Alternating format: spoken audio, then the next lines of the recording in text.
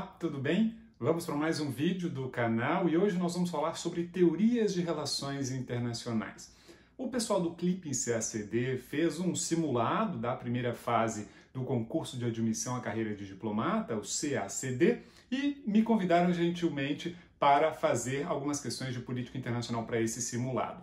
Então a minha proposta com este vídeo é começar a corrigir as questões que eu elaborei, que foram as questões de 11 até 16 desse simulado, e falando sobre alguns dos conteúdos que vimos aí nessas questões com vocês. A ideia, claro, não é aprofundar em detalhes dos temas dessas questões, que, claro, muitos deles aí demandariam várias horas e horas de aula para ganhar a densidade necessária, mas sim comentar que alguns dos conteúdos principais relacionados aos itens cobrados nessas questões de política internacional.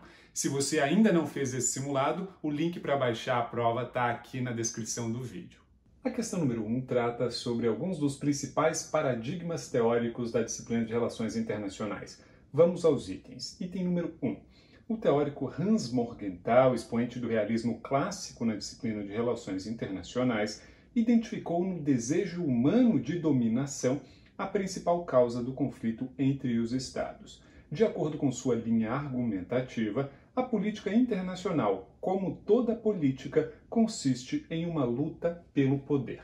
Morgenthau foi de fato um teórico associado às ideias do realismo clássico em relações internacionais e publicou em 1948 a obra A Política entre as Nações. Para Morgenthau, a política internacional, como toda política, estaria sujeita a leis objetivas que estão baseadas na natureza humana. A natureza humana, para Morgenthau, se assemelha àquela do estado de natureza que foi descrito por Thomas Hobbes lá no século XVII, na obra O Leviatã, e para Hobbes haveria uma situação nesse estado de natureza de guerra contra todos, um cenário no qual não há um ente soberano, um Estado, um Leviatã para governar e exercer a sua soberania no plano doméstico. Então, para Morgenthau, o ambiente internacional seria caracterizado pela anarquia, ou seja, não há um ente soberano acima dos Estados, não há, portanto, um Leviatã para botar ordem nas relações internacionais, e para Morgenthau, os Estados agem no sistema internacional anárquico, assim, da mesma maneira como os indivíduos lá no estado de natureza hobbesiano, ou seja, buscam apenas o autointeresse e, por essa razão, almejam o poder. Então, para Morgenthau, o interesse dos Estados é definido em termos de poder.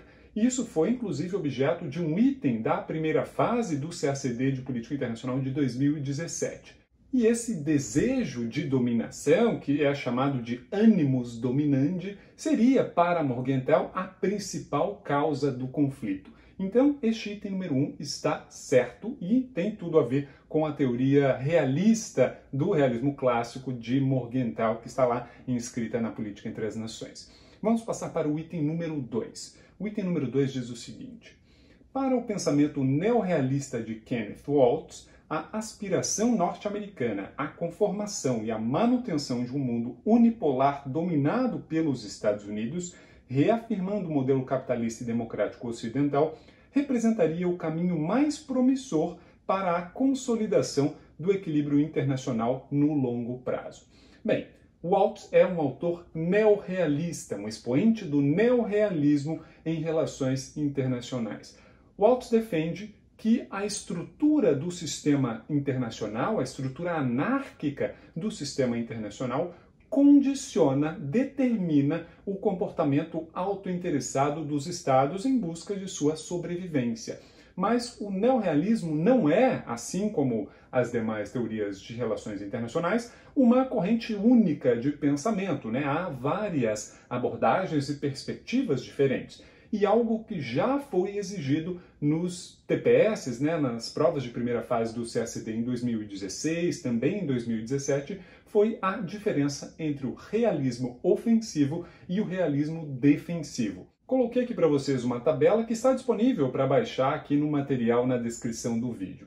Então, para Kenneth Waltz, o esforço de manutenção de um mundo hegemônico, unipolar, acaba estimulando outros países a trabalhar para superar essa situação, favorecendo aí uma balança de poder. Para Waltz, portanto, sistemas unipolares ou sistemas hegemônicos são instáveis e é o equilíbrio de poder ou a existência de vários polos de poder o que traria, nessa perspectiva, maior estabilidade ao sistema internacional. E no artigo intitulado Realismo Estrutural depois da Guerra Fria, que ele publicou em 2000, Waltz abordou esse tema e mencionou que a unipolaridade norte-americana estaria, de certo modo, com os dias contados, justamente por essa dinâmica que nós descrevemos aqui, de que quando há um hegemon, quando há uma potência hegemônica, outros estados, outros países acabam sendo motivados a buscar quebrar aquela hegemonia, promovendo assim, ou buscando promover assim, um equilíbrio de poder. E essa situação de equilíbrio de poder seria mais estável do que a situação de unipolaridade ou a situação em que há uma potência hegemônica. Em outro artigo, Waltz defendeu que o Irã deveria ter uma bomba nuclear. Por que isso? E isso também foi exigido na prova de política internacional recentemente. Porque, na perspectiva de Waltz, isso permitiria um equilíbrio de poder entre o Irã e Israel no Oriente Médio. E isso, de acordo com essa visão, traria maior estabilidade internacional para a região. Então, essa é a perspectiva básica do realismo defensivo. Extrapolando um pouco o que diz aí este item número 2, coloquei para vocês também nessa tabela a comparação do realismo defensivo de Waltz com o realismo ofensivo de John Mearsheimer. Para Mearsheimer, é a hegemonia o que de fato traz estabilidade ao sistema internacional, diferentemente, portanto, daquilo que defende Kenneth Waltz. E, na visão de Mearsheimer, a ascensão da China, por exemplo, como uma potência emergente, não será pacífica, porque ela gerará competição de poder com os Estados Unidos e isso traria maior instabilidade ao sistema internacional. Então vejam como há aí uma divergência de posições entre os dois autores a respeito daquilo que traz estabilidade ao sistema internacional, sendo que para Waltz o que traz estabilidade é um sistema multipolar, é o compartilhamento do poder e, portanto, um equilíbrio de poder. Então, voltando ao item número 2, o item está errado justamente porque o que o Waltz defende é ao contrário do que menciona o item número 2. Ele defende que o que traz maior estabilidade ao sistema internacional não é a unipolaridade, não é a hegemonia norte-americana, e sim a existência de múltiplos polos de poder, gerando aí equilíbrio internacional, gerando esse equilíbrio de poder e maior estabilidade internacional. Então, o item número 2 está errado. Item 3.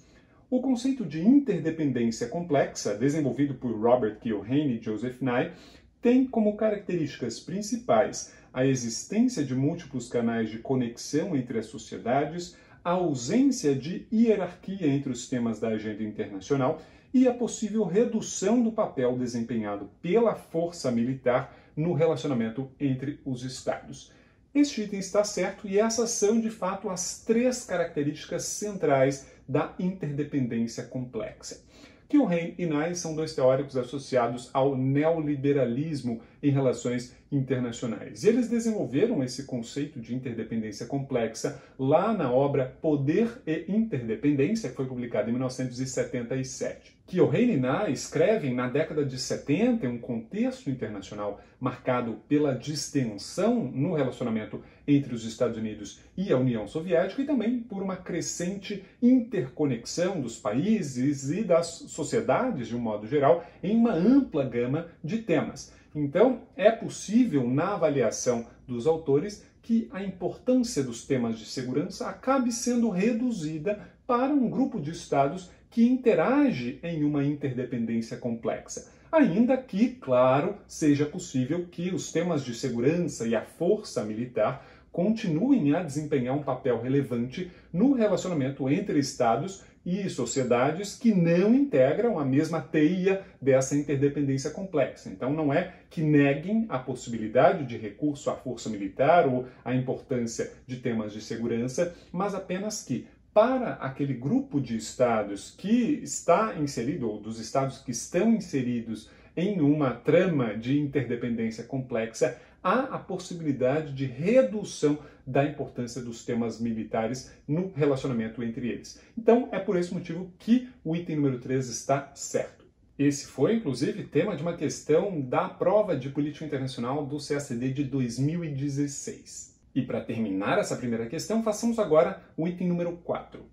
Para os teóricos do construtivismo, a estrutura do sistema internacional é influenciada pelas percepções dos agentes que nela interagem, razão pela qual a teoria construtivista refuta a tese neorrealista de que a busca do autointeresse pelos Estados seria determinada de maneira exógena pela estrutura anárquica do sistema internacional.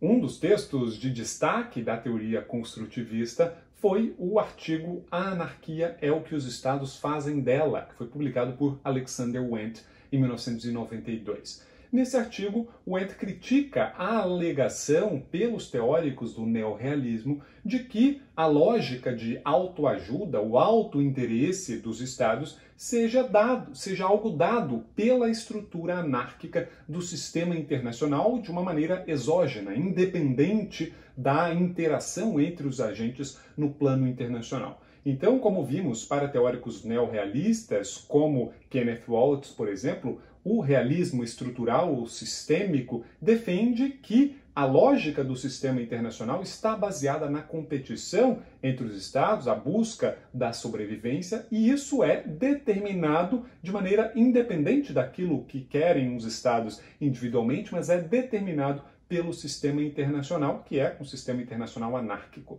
O que os construtivistas defendem, como Wendt, é que essa lógica de que o sistema determina o comportamento estatal, ela é parcial, porque ela não enxerga a possibilidade de os próprios estados interferirem na maneira como o sistema funciona. E não só os estados, os outros agentes também no sistema internacional podem interagir, podem gerar percepções que variam a maneira como o sistema opera e funciona. Então, dessa forma, para os teóricos construtivistas, a interação entre os agentes no plano internacional acaba fazendo que exista um processo dinâmico de co-constituição ou de constituição mútua entre os agentes e a estrutura do sistema internacional. Um influencia o outro e, ao mesmo tempo, é influenciado pelo outro. Então, para o construtivismo, essa construção social